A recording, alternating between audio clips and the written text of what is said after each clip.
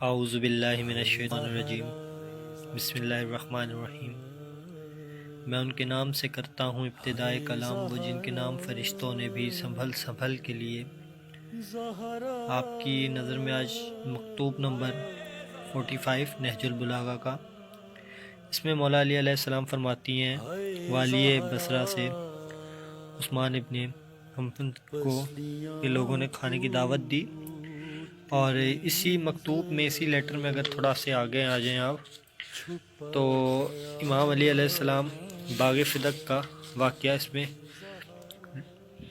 بیان کرتے ہیں کہ اس پر کچھ لوگوں کے منہ سے رالیں ٹپک پڑیں باغ فدق کے، اور مولا علی علیہ السلام اسی میں فرماتے ہیں کہ میں باغ فدق کا کیوں بھلا ذکر کروں، جب کہ نفس کی منزل کل قبر قرار پانے والی ہے۔ مطلب یہ دنیا کا مال دنیا میں رہ جانا ہے، میں نہیں لڑنا چاہتا، اللہ تعالیٰ اس کا خود فیصلہ کر لے گا۔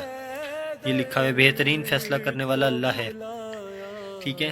اس کے علاوہ ادھر ہی دوسرے صفحے پہ لکھا ہوا ہے بھوک کی پیٹ اور پیاس جگر تڑپتے ہوئے۔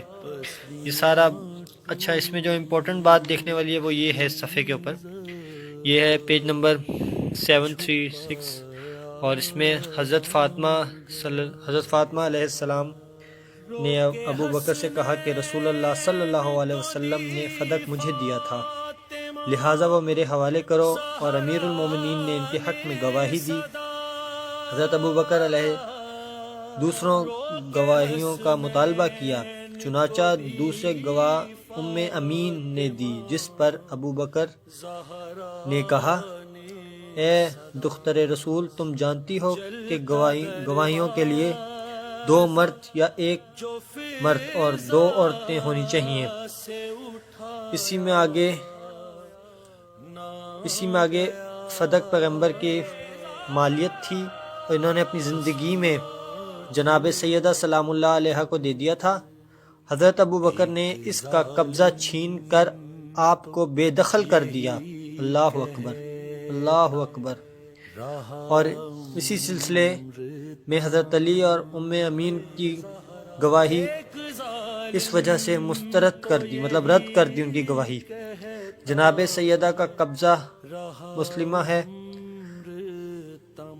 اسی میں اگر آگے دیکھا جائے تو چنانچہ امام بخاری، یہ امام بخاری جو ہیں وہ رائٹر ہیں صحیح بخاری کے، جو اہل سنت برادر کی سب سے معتبر کتاب ہے۔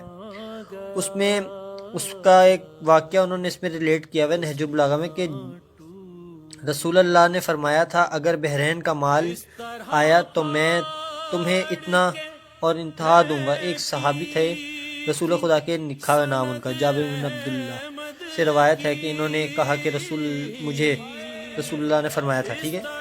پھر رسول خدا صلی اللہ علیہ وسلم کی وفات پا گئی۔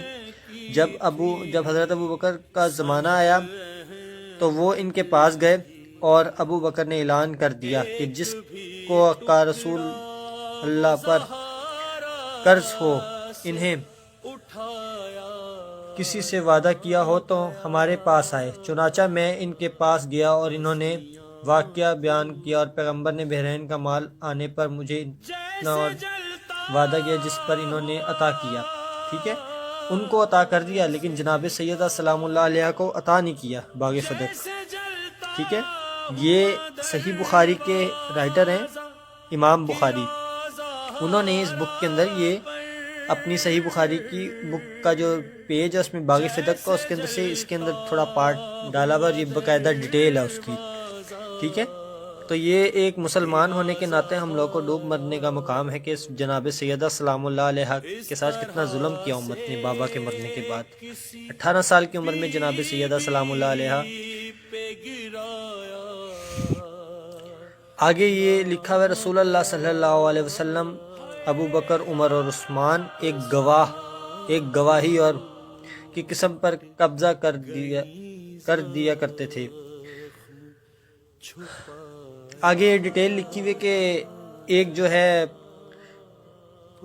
ان تینوں کی گواہی پہ رسول خدا صلی اللہ علیہ وسلم دے دیا کرتے تھے، لیکن رسول خدا صلی اللہ علیہ وسلم کی بیٹی کو نہیں دیا گیا۔ جناب حضرت فاطمہ الزہرا سلام اللہ علیہ نے ایک دفعہ وراثت کی رد ضد سے دعویٰ کیا، اور ایک دفعہ یہ میرے سے تو نہیں پڑھی جاتی، کسی کو چاہیے ہو تو بتائیے گا، میں بھیج دوں گا اس کو۔ یہ ساری تحریر ہے باقاعدہ، یہ نہج البلاغہ بک ہے، اور اس کے اندر صحیح بخاری کے رائٹر ہیں امام بخاری، ان کی اس کے اندر انہوں نے تھوڑا پارٹ ڈالا ہوا ہے۔ اور اسی مکتوب میں مولا علی علیہ السلام فرماتے ہیں کچھ لوگوں کی رالیں ٹپک پڑیں، مطلب باغ فدق کو لینے کے بعد یہ لکھا ہوا ہے، اس پر بھی کچھ لوگوں کے منہ سے رالیں ٹپک پڑیں، باغ فدق ہمارا ہاتھ میں تھا۔ مولا علی فرماتے ہیں باغ فدق ہمارے ہاتھ میں تھا، اور یہ اوپر بھی اسی کے ریلیٹڈ کیا ہوا انہوں نے، ٹھیک ہے۔ اور یہ کتاب جو ہے یہ نہج البلاغہ نا کہ میں نے لکھی ہوئی ہے، یہ مولا علی علیہ السلام کے وہ خطبے اور اس میں مکتوب ہیں جو امام علی علیہ السلام اپنی زندگی میں دیا کرتے تھے۔ اور ایک اہم بات، اسی میں اگر تھوڑا پیچھے آ جائیں تو خطبہ نمبر 204 میں مولا علی علیہ السلام فرماتے ہیں کہ گالم گلوچ میں تم لوگ یہ لکھا ہے، تم گالم گلوچ کے بجائے یہ کہہ دو کہ خدا تمہارا خون معاف کرے، ٹھیک ہے یہ۔ اور یہاں لکھا ہے تم اس چیز کو پسند نہیں کرتا کہ تم گالیاں دینے لگو، ایک دوسرے کو گالیاں بھی نہیں دینی، اگر کسی نے کچھ برا کیا تو ان کو دفتر ٹنڈولو، ان کو علمی طریقے سے برا کہو، ان کو علمی طریقے سے غلط ٹھہراؤ، یہ مولا علی نے صاف لکھا ہوا ہے اس کے اندر۔ تو سب کو پتہ کہ کیا ہوا جناب سیدہ سلام اللہ علیہ کے ساتھ، اور جن نے جناب سیدہ سلام اللہ علیہ کے پر ظلم کیا ہے اللہ تعالیٰ ان کو دردناک عذاب میں مبتلا فرمائے گا۔ اور جناب اور قرآن مجید سورہ نمبر احزاب، سورہ احزاب آیت نمبر 57 اور 56 میں خدا یہ فرماتا ہے کہ اے رسول آپ کو جس نے اذیت پہنچائی اس کے لیے میں نے دردناک عذاب مبتلا کر رکھا ہے، تیار کر رکھا ہے، اور اس کو میں اس کے اندر پھینکوں گا، اور میں اور میرے فرشتے اس پر لعنت بھیجتے ہیں۔ اور اور رسول خدا صلی اللہ علیہ وسلم کی حدیث ہے کہ Fatima is from me and I am from Fatima, Fatima میرے جگر کا ٹکڑا ہے، جس نے ان کو اذیت دی اس نے مجھے اذیت دی، اور جس نے ان کو خوش کیا اس نے مجھے خوش کیا۔ اور اسی حدیث کو ہم ریلیٹ کرتے ہیں قرآن کی اس آیت سے، سورہ احزاب کی آیت نمبر 57 اور 56 سے۔ اللہ تعالیٰ ہماری توفیقات میں اضافہ فرمائے، ہمیں عمل کرنے کی توفیق عطا فرمائے، اور دشمنان سیدہ سلام اللہ علیہ کو دردناک عذاب میں مبتلا فرمائے۔ اللہم صلی علی محمد و آل محمد وعجل فرجهم اجمعین۔